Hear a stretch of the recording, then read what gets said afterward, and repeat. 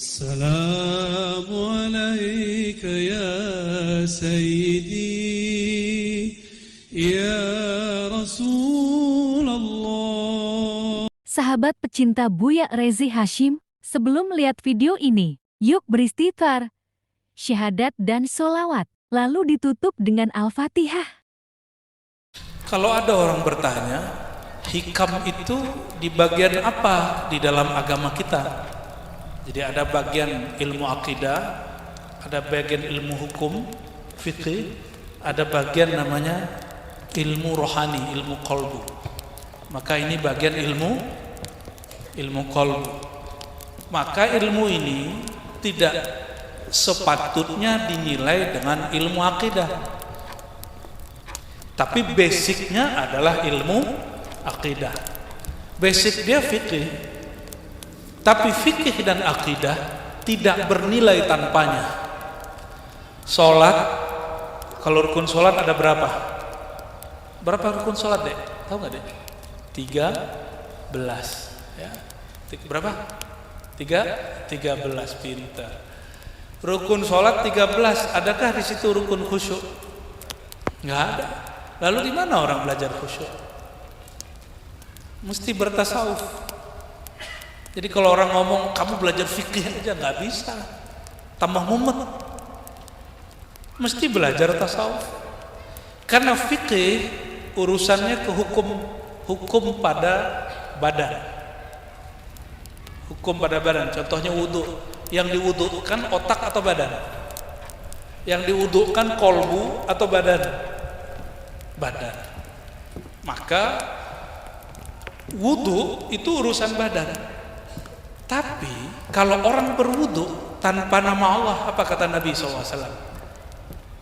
La wudu'a liman lam yadhkur ismallahi alaih. Hadis Imam At-Tirmidzi. Ya, hadisnya hasan, bahkan disahihkan oleh beberapa syaikh. Tidak sempurna, bahkan tidak sah salat atau wudu orang yang tidak menyebut nama Allah. Coba kalau lagi wudu, lagi kumur-kumur nyebut nama Allah di mana? Allah, bisa nggak? Lagi kumur-kumur bisa nyebut nama Allah nggak? Coba bayangkan, masukin ke mulut, bisa nyebut nama Allah? Nggak bisa. Berarti menyebut nama Allah di situ di mana? Di dalam kolbu. Dan itu mesti ditalkin baru tahu caranya. Oh, maksudnya baca bismillah. Loh, kamu baca bismillah di WC.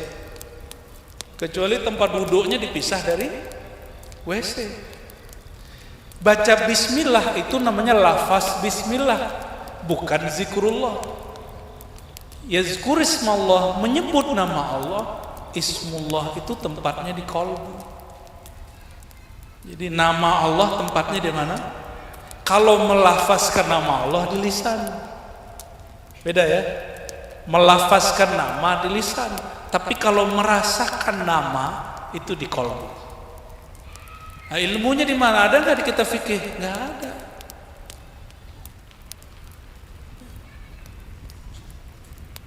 Ya, dulu terjadi usaha ulama kita memisahkan ilmu supaya mudah. Di zaman Rasul kan nggak ada begitu. Sallallahu alaihi wasallam ya. Zaman Rasulullah tuh nggak ada dibagi rukun wudu, nggak ada. Syarat wudu nggak ada.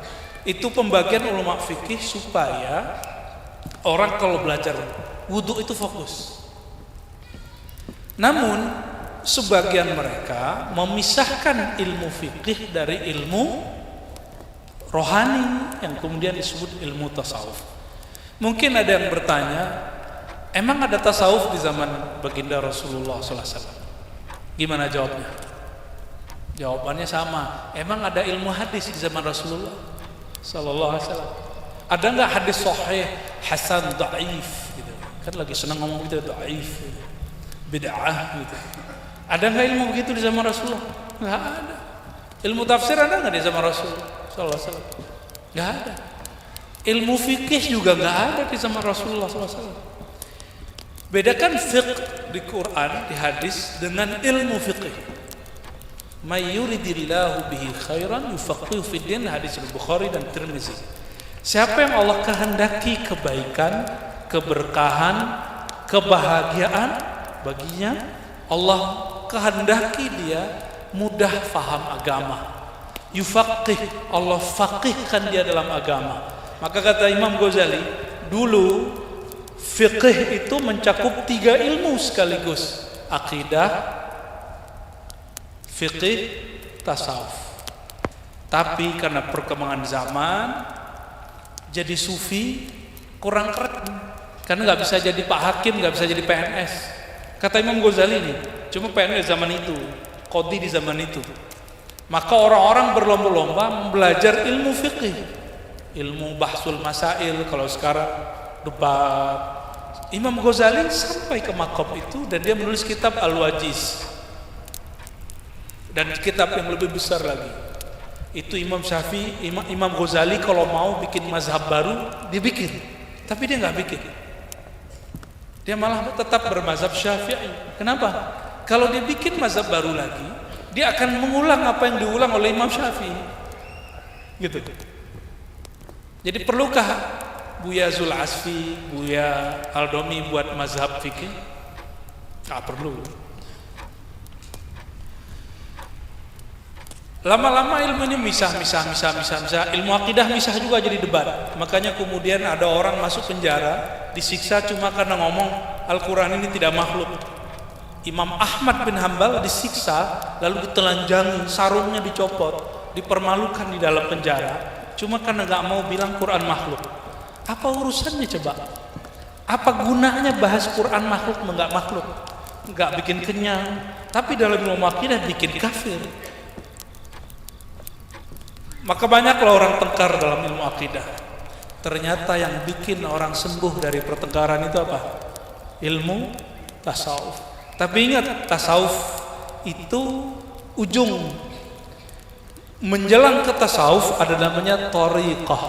Apa? Thariqah itu sendiri juga mengalami proses. Sekarang thariqah itu ini menjadi agak apa ya? Apa nyebutnya Bu ya? Apa yang dialami oleh aliran fikih dialami juga oleh aliran thariqah.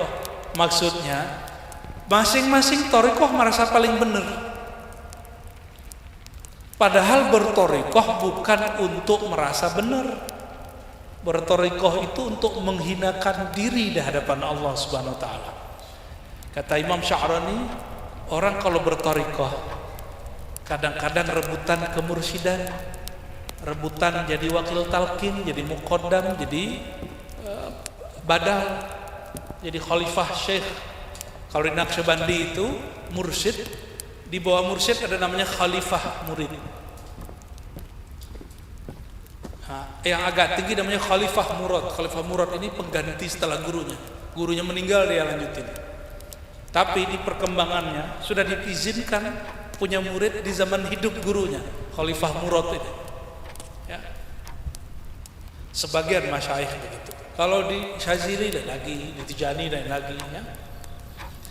Lama-lama thariqah.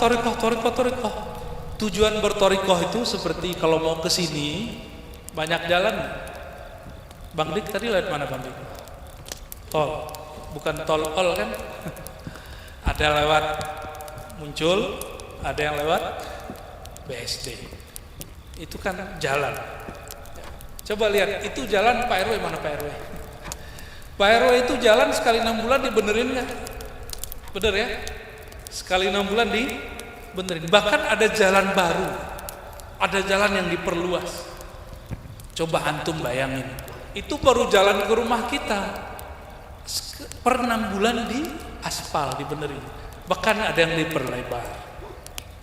Masa ada orang berthariqah cara lama dipaksain ke zaman sekarang? Stres nanti muridnya. Thariqah itu artinya metode. Metode ini boleh berkembang, boleh berkurang, boleh dimajukan, boleh dihilangkan, boleh diganti. Yang nggak boleh diganti itu tasawuf. Apa yang nggak boleh diganti? Tasawuf. Karena tasawuf hukum Islam dalam fikih, lalu bab keimanan di dalam bab akidah itu nggak bisa diubah. Tasawuf itu bab qad aflahal mu'minun, alladzina hum fi salatihim khashi'un. Beruntung orang beriman yang sholatnya, mereka di dalam sholatnya khusyuk. Sholat itu fikih, khusyuk itu tasawuf. Coba antum gak belajar tasawuf, apalagi menganggap tasawuf bagian dari ajaran Yahudi atau ajaran Kristiani, terus kapan khusyuknya?